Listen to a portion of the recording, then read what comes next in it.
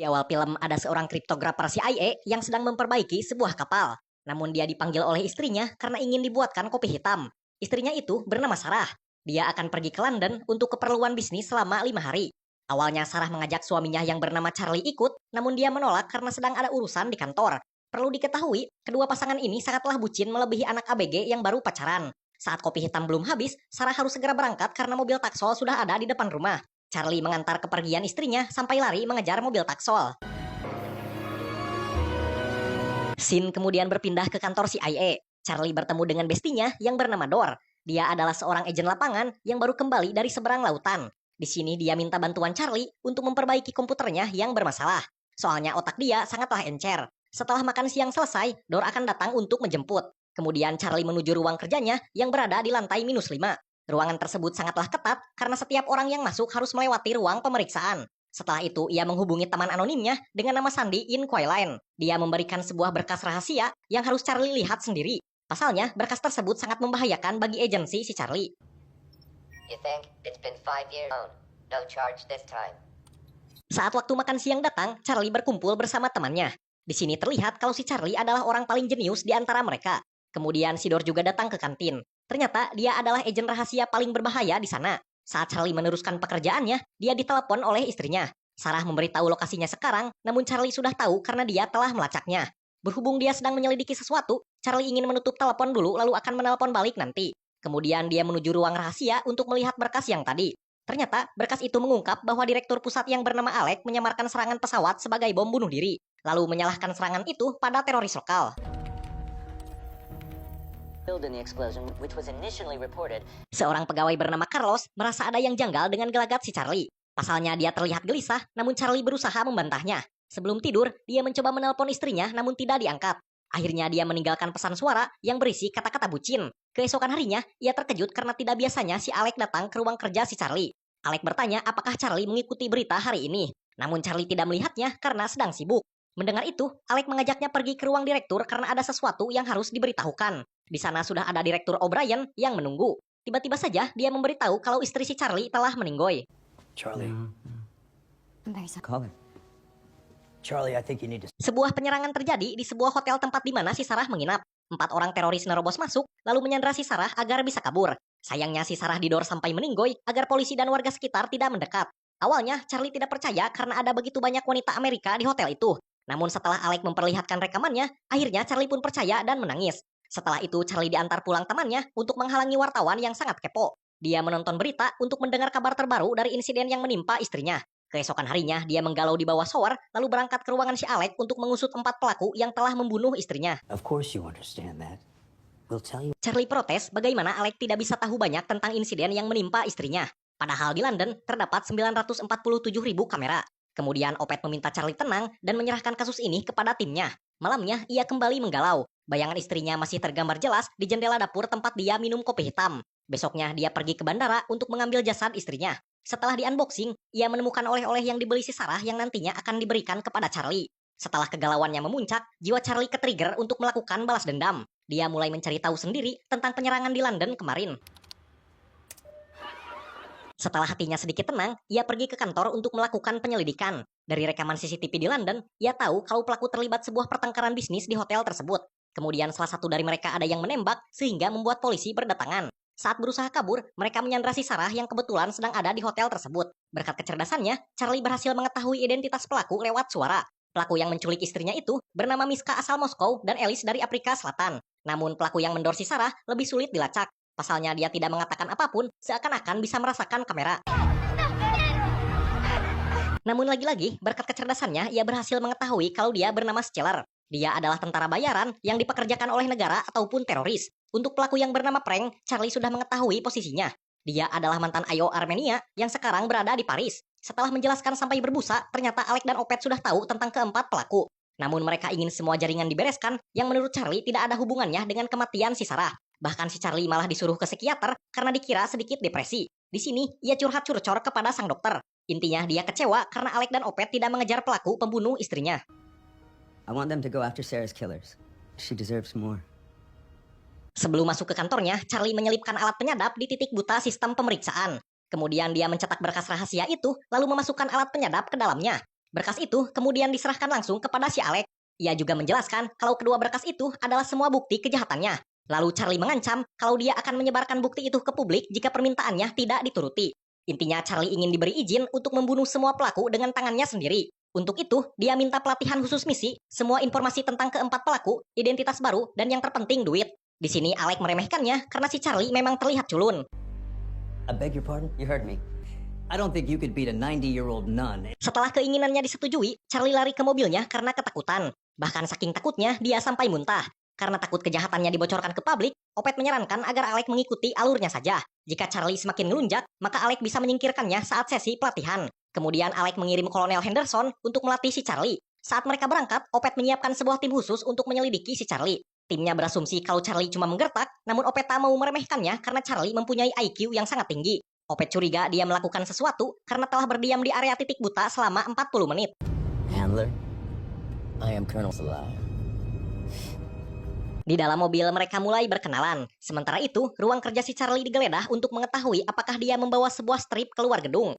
Pasalnya mereka tahu kalau Charlie sempat menulis ulang perangkat lunak di printer. Namun mereka yakin kalau Charlie tidak mungkin berhasil membawa strip keluar karena akan terdeteksi meskipun ditelan.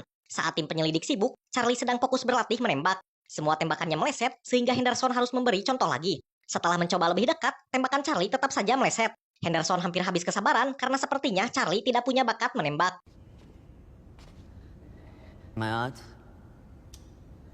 Saking parnonya si Opet, dia sampai menggeledah rumah si Charlie. Sementara itu, akhirnya Charlie menemukan bakat alaminya. Di sini dia berhasil merakit bom dengan bahan-bahan yang cukup sederhana. Kemudian Opet menggeledah sebuah bar yang pernah didatangi Charlie 2 kali. Lalu si Charlie ditanyai identitas sambil dilatih mental untuk pembuatan paspor. Setelah bar itu digeledah, mereka tidak menemukan drive apapun di sana. Namun salah satu dari mereka menemukan sebuah CD yang tersangkut di bawah jukebox. Opet pun minjam dulu goceng untuk memutar kaset tersebut. Malamnya, Charlie yang sedang membuat strategi didatangi Henderson.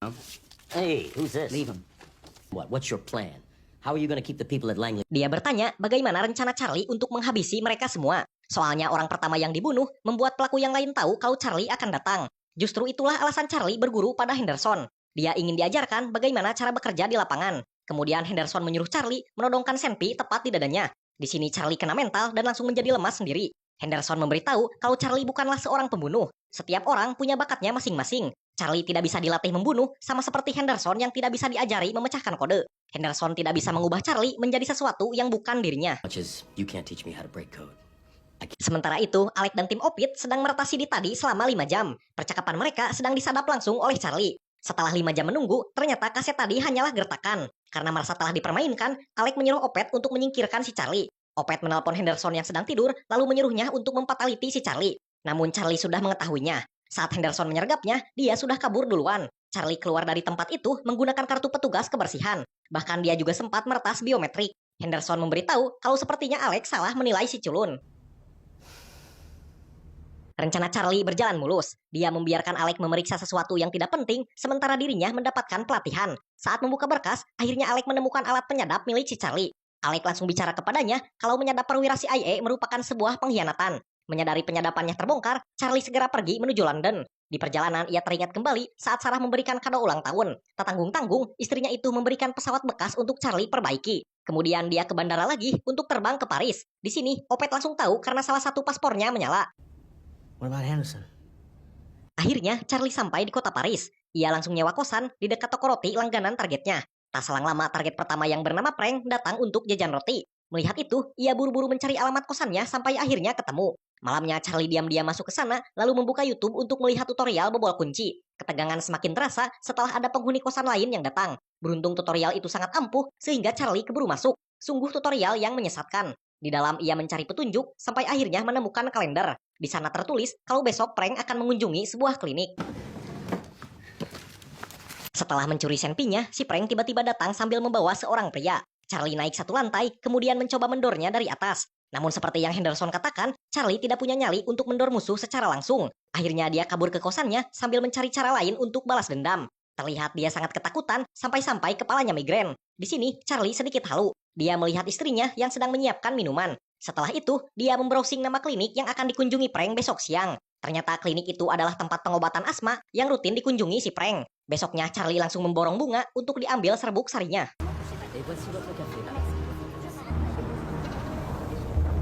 Melihat targetnya datang, Charlie langsung berlari untuk masuk. Terlihat Frank sedang melakukan terapi di sebuah ruangan tertutup. Saat dokter keluar, Charlie menyamar jadi dokter dan mengunci ruangan kaca tersebut. Kemudian dia memasukkan serbuk sari ke ruangan terapi lewat ventilasi udara. Sedikit info, penyakit asma adalah alergi yang gampang kambuh. Serbuk sari adalah salah satu penyebab yang bisa memperparah alergi. Lalu Charlie melakukan interogasi. Jika Frank memberikan lokasi Stiller, maka dia akan melepaskannya. Namun Frank tetap tutup mulut sehingga Charlie memasukkan serbuk sari lebih banyak. Tentu saja, asma Frank semakin parah. Karena tidak tega, akhirnya Charlie membukakan pintu. Di sini baku hantam terjadi sampai Charlie terdesak karena kalah tenaga. Kemudian Frank berhasil menggoceknya hingga berhasil keluar. Saat berlari di tengah jalan, apesnya ia terhantam mobil sampai terpental. Melihat targetnya itu meninggoy, Charlie mengambil HP-nya lalu ngibrit kabur. Sambil panik, dia membersihkan sirup marjan di tangannya, lalu berkemas untuk kabur. Dia membeli tiket bus, lalu pergi keluar kota untuk mencari target berikutnya. Brian bertanya apa yang Alec ketahui tentang kematian si Frank. Di sini, Alec berbohong karena mengatakan kalau Frank ditabrak oleh temannya sendiri.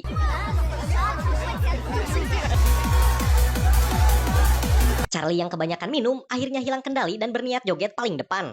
Namun dia malah melihat bayangan istrinya yang berubah menjadi Henderson yang mengejar. Seketika itu juga Charlie langsung sadar dan lari terbirit-birit menuju tempat dugem lainnya. Baru sedikit bernapas, tiba-tiba Henderson datang lagi. Charlie kabur ke WC namun tidak menemukan jalan keluar. Henderson yang sudah tahu menunggu Charlie keluar sambil memesan bir peletok. Kemudian Charlie pura-pura berani menghampiri Henderson sambil petantang petenteng. Ternyata Henderson menemukan lokasi Charlie berkat HP si Frank yang diambil tadi. Meskipun Charlie sangat jenius, semuanya akan jadi kacau jika pikiran mulai panik. Always screw up a good plan. No one goes down easy. Namun sekarang, Charlie balik menceramahi gurunya. Kesalahan Henderson adalah tidak pernah memperhitungkan keahlian muridnya. Ternyata dia sudah memasang bom waktu saat berada di WC tadi. Akhirnya, dia berhasil kabur dan ketiduran di pinggir jalan seperti gelandangan. Paginya, Charlie menghubungi Inquilin untuk minta bantuan. Ia mengajaknya ketemuan, namun tidak tahu posisi anonimnya itu ada di mana. Akhirnya Inquilin memberikan petunjuk lewat pesan suara yang langsung memandu si Charlie. Ternyata temannya itu ada di Turki. Charlie diarahkan ke sebuah kafe karena Inquilin akan memberikan buku sebagai tanda kalau itu adalah dirinya. Charlie tak menyangka kalau teman online-nya itu adalah seorang janda cantik yang belum mempunyai anak. Supaya gampang, kita sebut saja dia Opit. Menurutnya, Charlie sangat ceroboh karena telah datang ke Turki. Tas dan topi Charlie juga disembunyikan supaya tidak terlihat seperti orang Amerika. Di sini Charlie minta bantuan Opit untuk menemukan 3 targetnya yang belum ditemukan. Namun percakapan itu tidak bisa dilanjutkan karena mereka sedang di tempat umum. Agar lebih santai, Opit menyuruh Charlie belanja dulu lalu ketemuan di parkiran mobil. Ternyata Inquilin adalah suami si Opit yang merupakan aset CIA. Sebelum meninggoy, dia mengajari Opit cara menambang data chats dan semua yang ia bisa. After he died, well, I decided to keep up. I weren't exactly what I pictured either. Setelah suaminya meninggoy, Opit memutuskan untuk menjaga koneksinya ke departemen si Charlie. Hingga akhirnya mereka sampai di rumah Opit yang berada di pinggir pantai. Ia memelihara banyak ayam karena bisa menjadi sistem alarm terbaik. Opit selalu berpindah-pindah rumah. Ini adalah rumah pertama yang ia tinggali lebih dari sebulan. Mereka mulai melacak keberadaan target yang tersisa. Diduga, Stiller adalah ketua dari keempat pelaku. Dan sama seperti data yang Opit tunjukkan, mereka juga menjadi tentara bayaran untuk operasi hitam si Alec. Kemudian mereka mengincar pelaku terlemah, yaitu si Miska. Karena dia sering update status, akhirnya mereka menemukan lokasinya dengan mudah. Look Spanish. So hot in October, maybe. And there she is. Brian melakukan pidato kalau badan CIA perlu memproyeksikan semua yang membuat Amerika hebat. Namun mereka harus melakukannya secara terbuka dan transparan. Setelah itu, Brian menghampiri Alec yang sedang makan siang di warteg. Intinya Brian meminta Alec bertanggung jawab dan menghentikan operasi gelap di wilayah Timur Tengah. Ternyata pendahulu Brian juga pernah memberikan pengarahan karena masalah Alec dengan ISIS. Menurut Brian, sekarang adalah waktu yang tepat untuk bebenah semuanya. Namun Alec malah mengalihkan pembicaraan dan memberikan dukungan penuh pada kebijakan Brian. I'll tell you what I told them.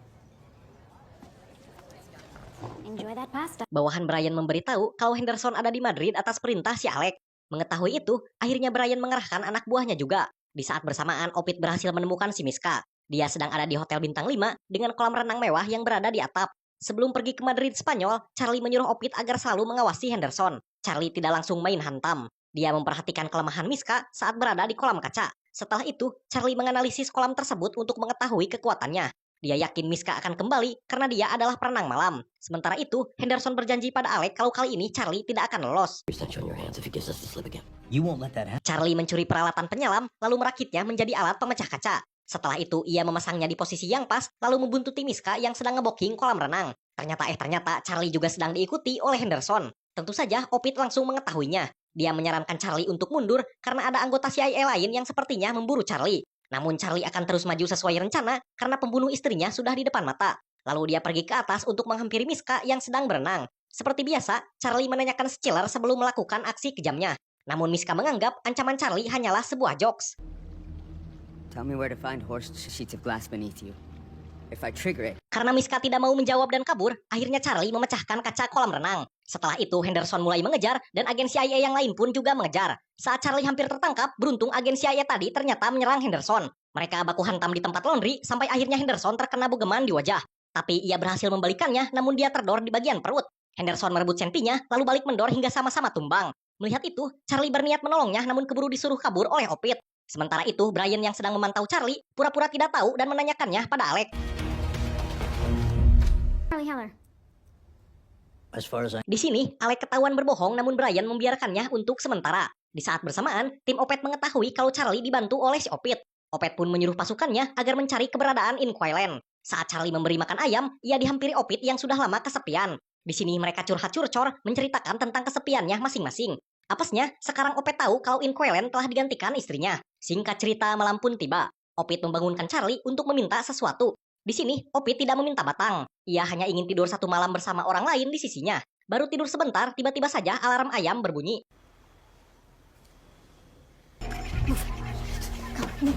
Mereka kabur lewat jalan rahasia dan melihat rumahnya sedang digeruduk polisi. Sebelum kabur, Opit juga mengaktifkan hapus data otomatis pada komputernya. Mereka berdua digempur tembakan deredet sampai si Opit terdor di bagian dada. Melihat itu, Charlie mengambil alih kemudi dan meninggalkan Opit di parkiran begitu saja. Setelah itu, ia luntang-lantung sambil memikirkan kepergian istrinya dan juga si Opit. Ketika hampir jadi ODGJ, tiba-tiba saja target selanjutnya yang bernama Alice mengirim pesan pada HP si Prank. Dia akan mengambil senjata di sebuah gudang pada hari Kamis nanti. Mengetahui itu, Charlie langsung belanja untuk merakit sebuah bom.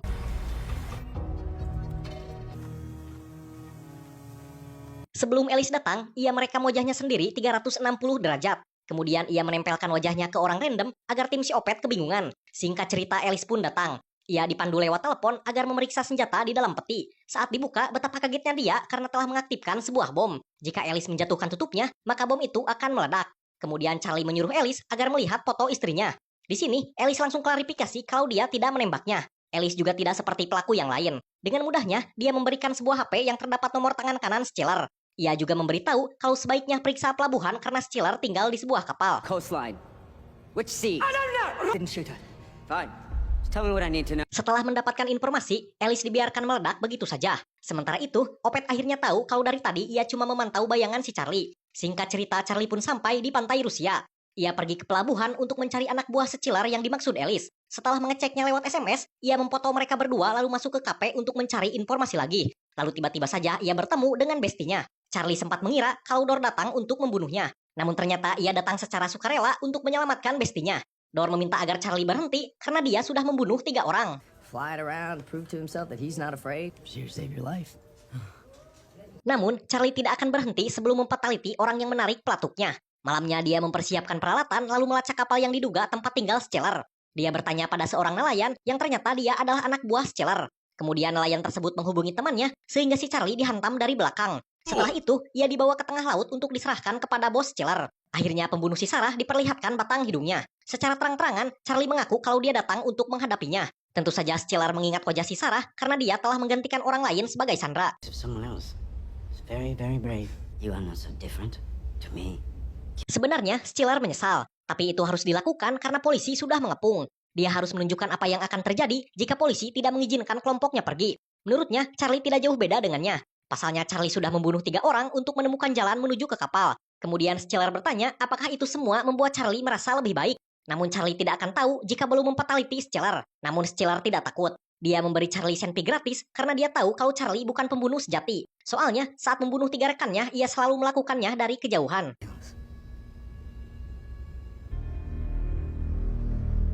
Benar saja, dia tidak bisa menarik pelatuknya. Lalu tiba-tiba kapal itu bergetar karena Charlie sudah membuatnya memutar. Dia sudah mengambil alih kapal. Sekarang mereka baru saja mencapai perairan Finlandia. Semua dikendalikan dari kosan si Charlie. Kedua anak buah Stiller telah mengambil jam tangan miliknya, lalu Stiller membawa Charlie ke kapal sebagai pemancar. Charlie sengaja ngajak ngobrol sampai berbusa agar Stiller tidak sadar kalau kapal sedang putar balik. Ia juga membagikan lokasinya pada Angkatan Laut Finlandia. Karena telah melewati perbatasan, akhirnya Stiller ditangkap dan semua kejahatan Alec otomatis terungkap. Baru keluar dari rumahnya, Alex sudah ditunggu polisi yang siap menyergap. Brian memberitahu wartawan kalau Charlie dipastikan aman dan terus dipekerjakan di agensi. Sedangkan si Opet juga ditangkap dan berusaha kabur dari wartawan karena merasa malu. Setelah suasana mulai tenang, Charlie mengunjungi makam istrinya untuk mengganti bunga. Lalu saat masuk mobil, betapa kagetnya dia karena di dalam ada Henderson. Ternyata dia masih bertahan hidup meskipun perutnya didor. Intinya, dia di sini untuk berterima kasih karena Charlie telah membersihkan agensi seorang diri. Saat libur kerja, ia memperbaiki pesawat pemberian si Sarah dan film pun selesai.